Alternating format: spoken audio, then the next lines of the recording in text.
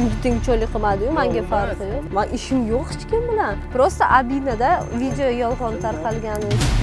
Ijtimoiy tarmoqlarda ichki ishlar organi xodimi voyaga yetmagan qizga nisbatan g'ayriqonuniy xatti-harakatlar sodir etdi degan katta ayblov bilan video xabarlar tarqalib, jamoatchilik orasida ko'plab muhokamalarga sabab bo'ldi. Прошу его наказать в полной мере, в двухкратном размере, потому что это со стороны сотрудника милиции.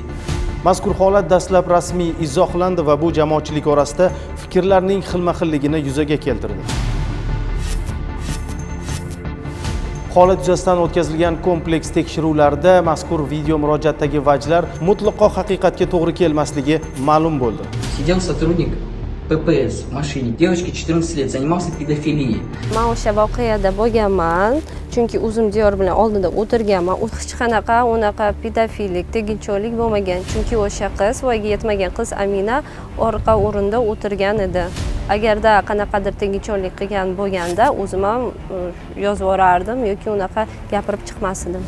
Aslida mazkur holatda hech kimga nisbatan hech qanday g'ayriqonuniy xatti-harakatlar sodir etilmagan. 27-aprel soat tungi 00:30 larda patrul post xizmati xodimiga avvaldan tanish bo'lgan 22 yoshli ayol tanishi unga qo'ng'iroq qilib, maslahatlashish zarurati tufayli uni chaqirgan. 27-aprel kuni tungi soat 12:30larda menga tanish bo'lgan ayol telefon qilib, maslahatlashishim bor dedi. Keyin chaqirdi, o'sha yerga bordim.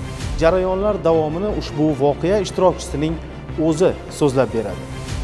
Men Amina bilan kechki payt o'zimiz xohishimiz bilan Diyor mashinasiga o'tirdik. Hech kim majburlamadi. Men oldi tarafga Diyor yoniga o'tirdim. Men o'tirdim, keyin biz gaplashib, aylanib bitta joyda to'xtadik. Shovqin emas joyda to'xtadik. Вот. Amina degan qiz вообще orqa o'rinda o'tiruvdi. O'sha zahot 20-15 minutlardan keyin bitta mashina keldi. Mashinaning ichida 3 ta bola tushib keldi. Eski uni yigiti mashina tarafga mashinaga sakradi, mashinani sindirishni boshladi. Keyin baqirib videoga ol, bitta bolaga aytdi, bitta bola videoga oldi.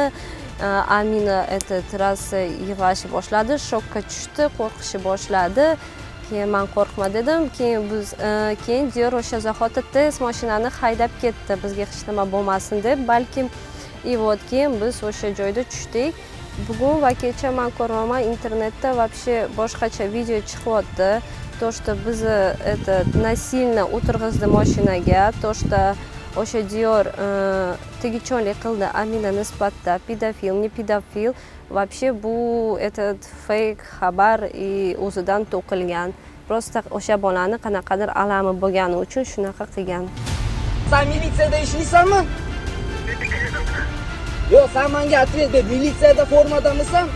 Прошу сделать резонанс. Это сотрудник милиции постовой службы Узбекистана с моей 14-летней сестрой. Aslida video murojaat yo'llagan shaxs voyaga yetmagan singlim deb atayotgan 14 yoshli qizning hech qanday qarindoshi hisoblanmaydi. Aksincha, u voyaga yetmagan qiz bilan o'zaro munosabat o'rnatib, doimiy ravishda uni nazorat qilib kelgan. Qizni yoqtirish vaji bilan muttasil ravishda unga shartlar qo'yib, janjallashib keladi. Videodagi bola o'sha Aminani hech qanaqa qarindoshi, akasi bo'lmaydi. Aslida uni yigiti 3 yil gaplashib yurgan yigiti bo'ladi. Endi esa lavhamizning yakuni. Diqqat qiling.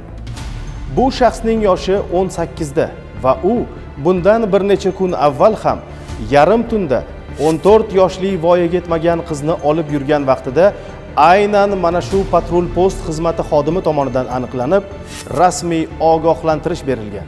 Qaragan vaqtimda u qizni tanib qoldim. Oldinroq ham rasmiy ogohlantirish berilgan edi.